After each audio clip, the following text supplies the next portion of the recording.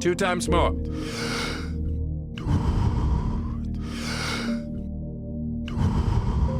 And stop. I would love to switch gears just a little bit and ask you a couple of rapid questions. You can certainly take your time. It doesn't mean you have to answer them quickly. But the first is, when you think of the word successful, who is the first person who comes to mind for you? The heart in any person. The heart? The heart in any person. That's success. Further, maybe Mandela. Nelson Mandela. Yes. And with the heart, if someone doesn't feel successful,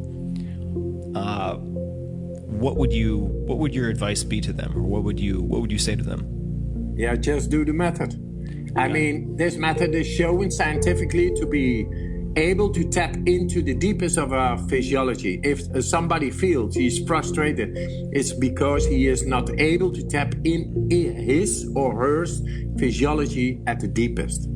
He has no control. That makes people frustrated. And we mirror that with society and all that, but you got your vehicle. If you are able to steer your vehicle, your body, your mind, toward whatever you feel, then you will be successful.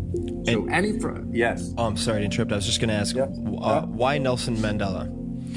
Yeah, he's just a good guy. He was always smiling. He loved the women, and he stayed like 25 years believing in his case. Right. And that makes him, for me, really strong. And I love people who have faith, simply because that's what I feel. And yes, I've been so many years neglected and mocked and all that, but I always had my faith.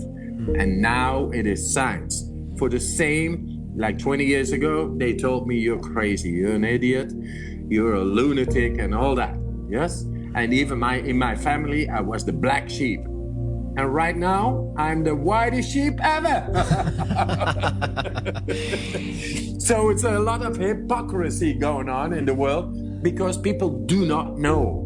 But I got my faith, I got my belief. And I want to go up till the point that we scientifically show that everybody is able to tap in its endocrine system so much that depression and being unhappy and being frustrated is no longer part of humanity. It's a choice.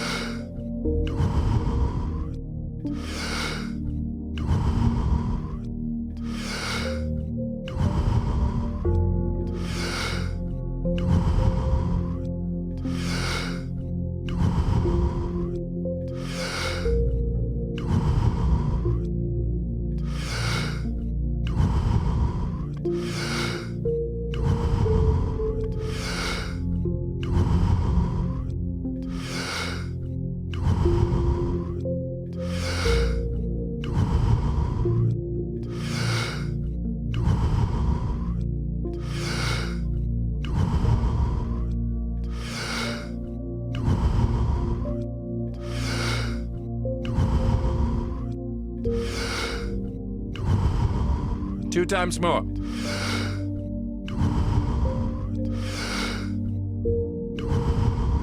And stop. No, this is a topic I think we could talk about for a long time. What is your favorite book, or the book that you've given to other people the most as a gift? Whoa. Never gave so many books, except for the books I'm writing right now. What do you give to people as gifts? What do you like to give people as gifts? Oh, as stones, a lot of stuff, and natural things. I give people natural things. I collect a whole bunch of things, and then 2 months later, I'm fed up with the thing, and I think this one wants to go with you. And those are beautiful stones. When I saw them the first time, I thought, "Wow, great stone, beautiful! Oh, this artifact, oh, what great! Wow, nice." Then 2 months later, it's gone. You know. Then I just gave it away. And so, with books, the same thing. As Siddhartha and Jonathan Livingston Seagull comes to my mind. That's okay. And some scriptures, I read about the Bhagavad Gita and the Bible, of course.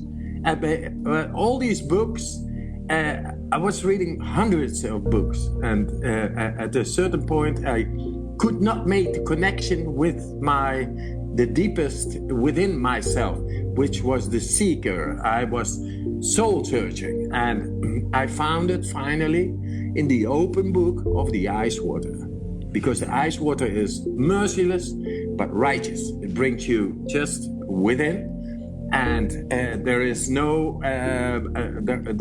chit-chatting around that. There is no philosophy. You just do it right or you do it wrong.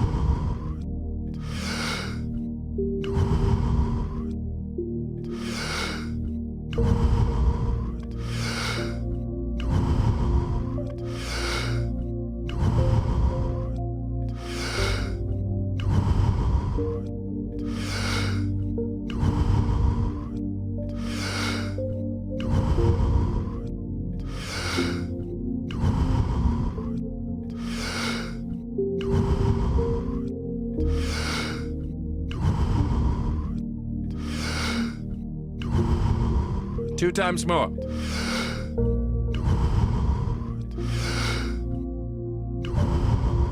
And stop. Now, you've had, of course, some very challenging times, perhaps more so than many people I've spoken with.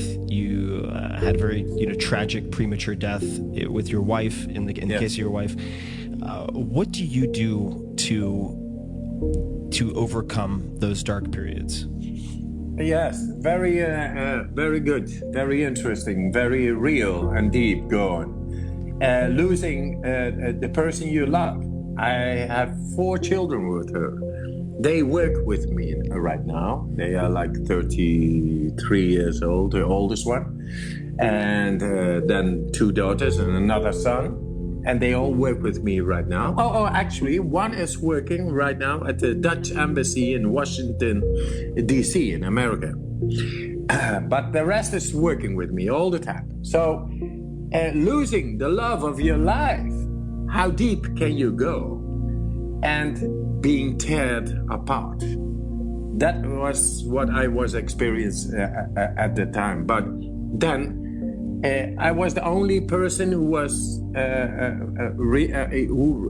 I was alone, and I had to raise 4 kids alone, and they were like 7 years old, 8 years, 9 years, and 11 years, and I had to raise them alone. So I received so much love of my kids, and I did my training. And as I told you, the brainstem is also the area of the seat of emotion, which is the amygdala.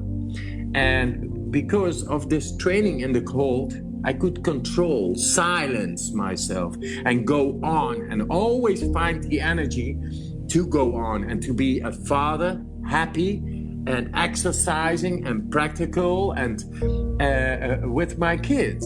And they gave me a lot of love. But the thing about grief and the emotion is you have to go deep, because emotion is going deep. And as we live in the comfort zone, we have no control mostly over emotion.